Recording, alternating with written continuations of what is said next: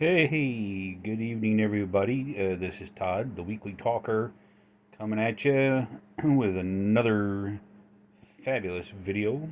I promised you, I am from Southwest New Hampshire, and excuse me, I promised everybody another video, another farm tale from my youth, and it's kind of in the series of support your farmers, and especially these days, gas prices and stuff. Anyways, uh, as I said, the story goes back to my youth on my uncle's farm, dairy farm. It was the family dairy farm, and I would spend probably about a month or so in the summer over there. I would stay at my with my grandfather, who had a little house on the property, and so one summer, I don't remember what year it was, so I don't know. I know I was still in elementary school. I was uh, probably 9, I think. Yeah, probably something like 9. Anyways, um, one day we had the milk truck show up to pick up the milk for the week. If I remember correctly, they usually came at least once a week. Um, could have been twice a week, but I think it was only just once a week, if I remember correctly. And so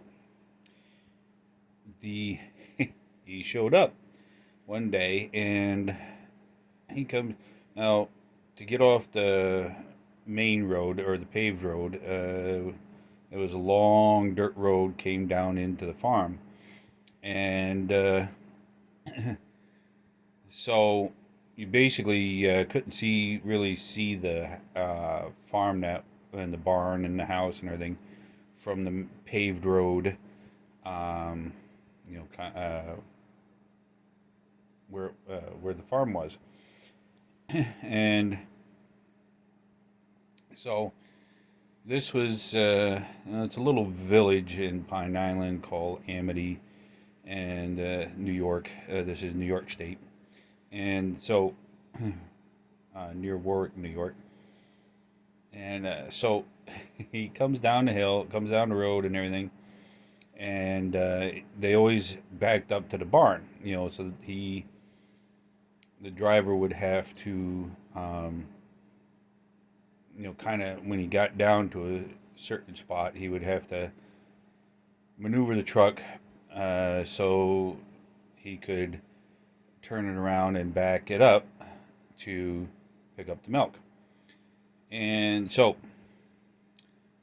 he did that, and it was a long trailer, tanker, and it had on the top of the tank, the trailer itself, there was 3 hatches on the top, and they sat up above on the tank. They were like in a row, probably all in total, probably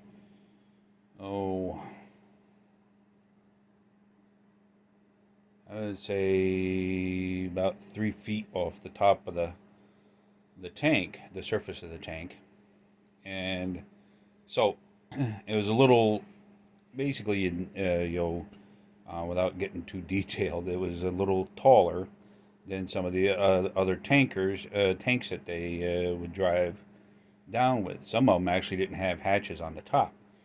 So when he was backing up to the what we called the milk house, that's where the milk tank was that stored the milk after morning and evening milkings. And he got up to backed up, and but he had an issue as he was backing up. the handle on top of one of the hatches, on the first hatch on the other end of the trailer, uh, caught the power the power lines going to the barn, wrapped around the handle and pulled the wires. And he stopped the truck, and um, we lost. Yeah, I think if I remember right, we lost temporarily lost power in the barn and everything because it pulled the wires off the side of the barn, and he was able to get out of the truck without any incident. He hopped out and got down without trouble, surprisingly, and but we were all warned, kids and everything, all of us kids and so forth, to don't go around the truck. Be careful with it, even though it's got rubber tires. The tires are rubbered, all that kind of stuff. They're like, be careful around it because it might be possibly electrified the truck. And which I believe when the power company got there, they said, yeah, it was electrified. And I think if I remember right, I remember hearing or seeing sparks or whatever when he first pulled the wires. Oh, what a mess it was! What a day! And yeah, so we had to call the power company, and to handle the wires. Of course, it was wasn't recommended for us to handle the wires ourselves, and so that was a fun day. He was unfortunately definitely running late because of it for his next pickup and so forth. But hey, what are you gonna do? Uh, Sorry, I got a niche right there, and so the power company finally got him unhooked. He was able to you pick up the milk, load it up, and I don't believe that what milk was in the trailer or anything was spoiled or nothing. So that was a good thing. And the power company reattached the wires to the barn, made sure everything was hooked up, got the power back on, and everybody went their merry way and resumed things as normal. I'm trying out this new thing here that holds your cell phone you put around your neck. So that is my story about the day the milk truck pulled the wires off the barn. Yeah, I'm wide-eyed and bushy-tailed. There you go. What a mess, what a day. But it all worked out in the end, It's all part of all part of life, things that can happen on a farm, And the fun part is talking about milk trucks. I actually was able to get a ride in one time. The driver, we knew the driver, nice guy, and he was driving from my uncle's farm over to my cousin's farm, who was just a few miles away, just a couple miles down the road. He didn't live that far from my uncle's place, to pick up his milk. And I was heading over there to see my cousins and play with them, and I don't know what else, but anyways, and I was all excited though because he had let me sit up in the truck at one other time. He let me sit behind the steering wheel and everything and stuff, and of course at that age I was like, oh, this is so cool. I'm sitting up here in this big truck, and everything. And for a kid, man, that was exciting, especially back then. So he was like, said, well, I'm heading over to your cousin's house. He says, and I was going to go over and everything. My mom said, yeah, it was all right. And so he was like, "Yeah, I'll give you a ride. You want to go for a ride over? I'll drop you off over there." And I said, "Sure, why not? What kid wouldn't want to go for driving a big rig like that, And so, boy, was that fun. And, guess what? You're not going to believe it, but it rode like a truck. And so that was pretty cool. I thought that was pretty awesome. And so that was my little story about the milk truck. It was a pretty electrifying story. It was an electrifying day. And yeah, I'll stop there on electrifying jokes. I'm sorry to bounce on the phone here. So, with that being said, getting a little serious again. As I've said in previous videos recently, please help out your local farmers. Any way you can, give them some support. Our farmers around the country, need our support more than ever these days.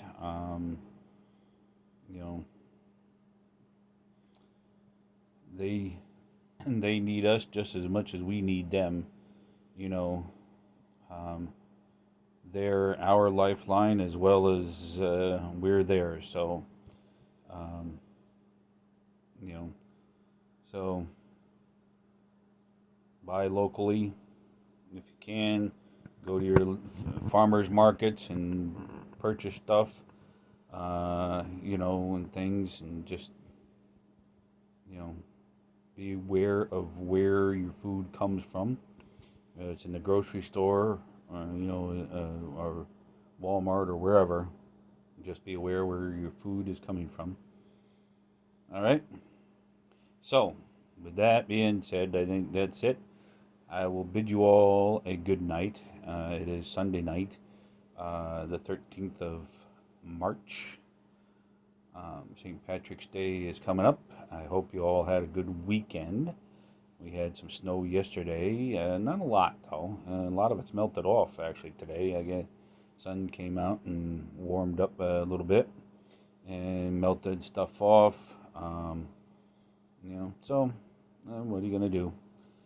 And it's New England. So be careful out there. Take care of yourselves. We'll see you in the next video. May the Lord bless you and keep you, and may make his face shine upon you and give you peace. And so have a good night, guys. We'll see you in the next video. Oh, look forward to the next video, because I may do another farm story, but before I forget, I want to do a little heads up. I am going to do a video on some couple of interesting things, kind of like a series. Also, I will do the part 2, which I had promised a while back on caregiving. I'm still going to do that, but this one it's kind of a mystery, and kind of what do you think it is, or what caused it, that kind of thing. It's an archaeological religious mystery, and that would be about